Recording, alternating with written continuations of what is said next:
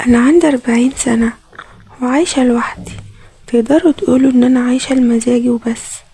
يعني عايشة مبسوطة، بعمل اللي أنا عايزاه، بفرح نفسي وبريح نفسي وخلاص.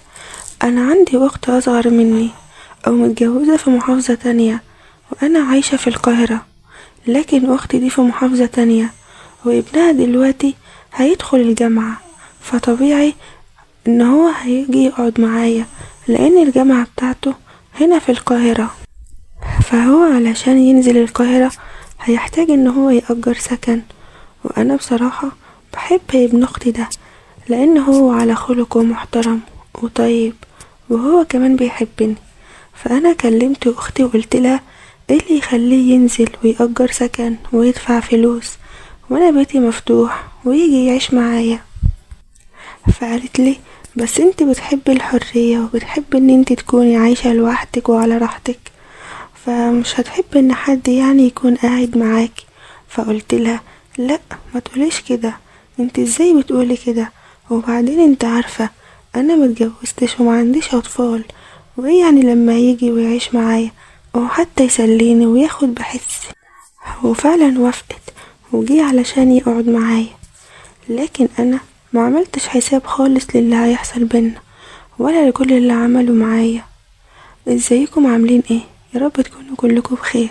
هحكي لكم الحكاية واسمعوها للآخر، وهستنى رأيكم في التعليقات. أنا مدام رشا وعندي 40 سنة وعايشة لوحدي، وزي ما قلتلكم إن ابن أختي هيجي يقعد معايا فترة الدراسة بتاعته، بس ما توقعتش اللي أنا شفته خالص.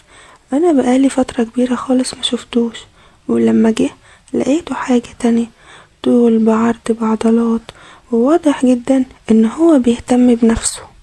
هو كمان واضح يعني ان هو بيتمرن كتير، وطبعا انتوا اكيد فاهميني. المهم ان انا لما فتحت له الباب وعلشان يدخل بقوله تعالى اتفضل، استغربت من اللي هو عمله لما لقيته قام حاضني، وانا كمان حضنته. بس بصراحة مش عارفة ليه حسيت احساس غريب. المهم ان انا دخلت وقلتله اتفضل، وقعدت ان انا اتكلم معاه واسأله اسئلة، اللي هو ازيك وعامل ايه واخبار مامتك ايه وحاجات زي كده يعني. وقلتله اعمل لك شاي ولا عصير، وقعدت اتكلم انا وهو شوية، وبعدين حضرت الاكل واكلنا.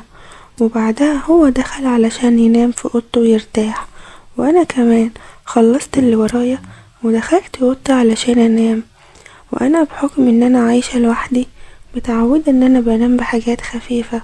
وفي اليوم ده لبست يعني زي جلابية بيتي، بس كانت خفيفة برضه. هو تقريبا كده معرفش ان هو ينام، وصحيت انا كمان على حوالي الساعة 2 علشان ادخل الحمام، ولقيت ان هو صاحي. المهم ان انا دخلت وطلعت ولقيته لسه صاحي وقاعد يتفرج على التلفزيون. فانا قلتله ايه ده، هو انت ما نمتش ليه؟ قال لي لا عادي، ما تشغليش بالك، انا بحب ان انا اسهر. فانا قلتله خلاص تمام، ودخلت علشان انام. بس وانا داخله كنت ملاحظه ان هو بيبص عليا وان هو مركز معايا، معرفش كان ماله.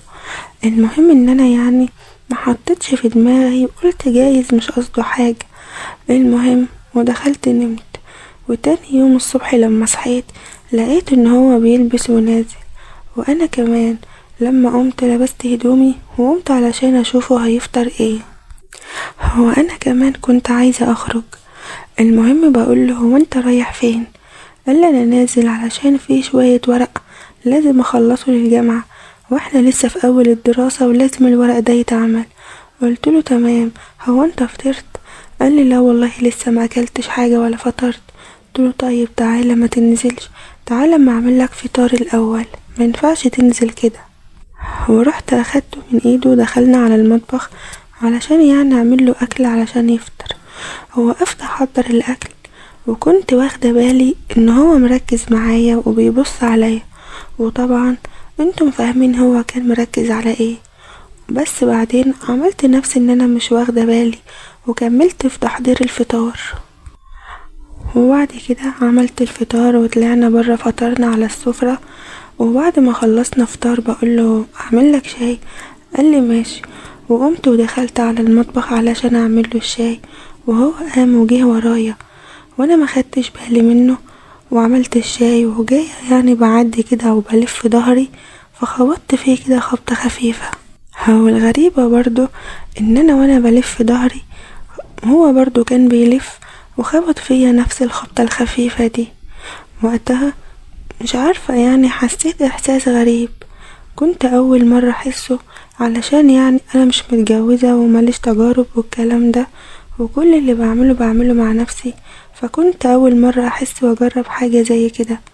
المهم اتصرفت عادي وهو نزل علشان يروح يخلص الورق، وانا كمان لبست ونزلت. وبعد لما رجعت دخلت يعني قلت علشان اخد شاور، بس لما دخلت على الحمام لقيت حاجة غريبة. لقيت يعني حاجة كده على البلاط، حاجة بيضة ولزجة شوية، وطبعا انتوا فاهمين قصدي وعارفين انا قصدي على ايه. المهم قلت في بالي عادي، وده سن شباب وطبيعي يعني بيحصل مع اي حد. بس الغريبة بقى ان كانت الكمية كبيرة، هو مش زي اللي كنت بشوفها في الافلام، لا ده يمكن كمان اكتر. المهم ما حطيتش في دماغي وطلعت وعشان اتفرج على التلفزيون، وقلت شوية كده ابقى اقوم واشوف ورايا ايه. المهم حوالي على الساعة 2 لقيت الباب بيخبط، كان هو خلاص خلص مشواره وجه، وقمت فتحتله. والغريبة برضو ان انا اول ما فتحتله قام رايح حاضني على طول، وده بالنسبة لي كانت حاجة غريبة لان انا ما كنتش متعودة على كده، وان حد يعني يحضني كل شوية. وطبعا نفس اللي حصل امبارح ونفس الاحساس، فانا علشان اتوه قلته تعالى واحكي لي يومك كان ماشي ازاي. ودخلنا وقعدنا وقعد يحكي لي على كل اللي عمله، وقال لي ان هو خلص ورقه وان هو اتعرف على ناس جديدة معاه في الجامعة. والمهم وقعدنا نتكلم مع بعض شوية، بس بصراحة انا كنت مركزة معاه قوي، وهو كمان كان مركز معايا جامد. المهم قلت له ما احضر لك تتغدى؟ قال لي يا ريت. ولقيته رجع تاني وحط ايده على رجلي وقال لي لا لا ما تتعبيش نفسك، انا هقوم اعمل كل حاجة. فطبعا قلت له لا خليك انت مرتاح، انت زمانك جاي من مشوار وتعبان.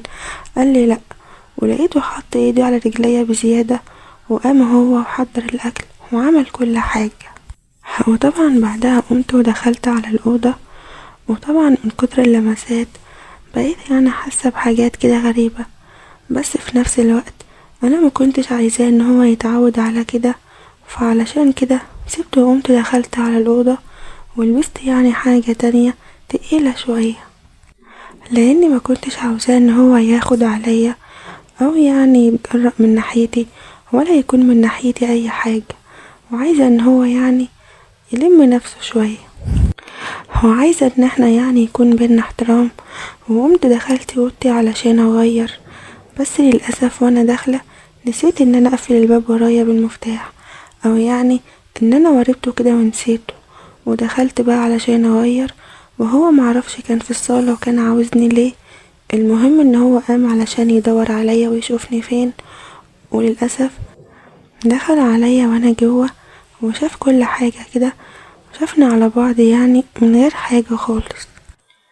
وهو فضل يعني واقف وباصص عليا كده من برا، وانا من الصدمة كده لفيت اشوفه، لقيت ان هو واقف على الباب، ومن الصدمة واقف ومش بيتحرك ومش بيتكلم.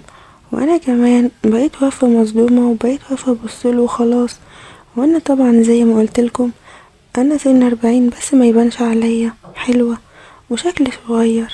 المهم ان انا لما بصيت له كده لقيت عنده حاجات يعني اتحركت، ووشه بقى احمر وكان مكسوف، وانا كمان ما كنتش عارفة اعمل ايه. المهم معرفش ازاي ده حصل، واللي حصل يعني بينا حاجات كتير. انا منكرش ان انا كنت ساعتها مبسوطة، لكن دلوقتي من بعد اللي حصل وهو خد بعضه ومشي، هو طلع برا شوية وجه وما بنتكلمش، وانا مكسوفة منه من ساعة اللي حصل. لكن منكرش ان انا فعلا كنت محتاجة للحاجة دي، ما انا محرومة منها وما جربتهاش قبل كده، مع ان عارفة ان ده غلط. وجيت علشان احكيلكوا حكايتي وتقولولي اعمل ايه وتنصحوني، ولو انتوا مكاني هتتصرفوا ازاي. وياريت اي حد قبل ما يكتب لي اي تعليق يحط نفسه مكاني. ولحد هنا تكون خلصت الحكاية. لو عجبتكم ما تنسوش اللايك والاشتراك وتفعيل الجرس علشان يوصلكوا كل جديد، واشوفكم في حكاية جديدة. مع السلامة.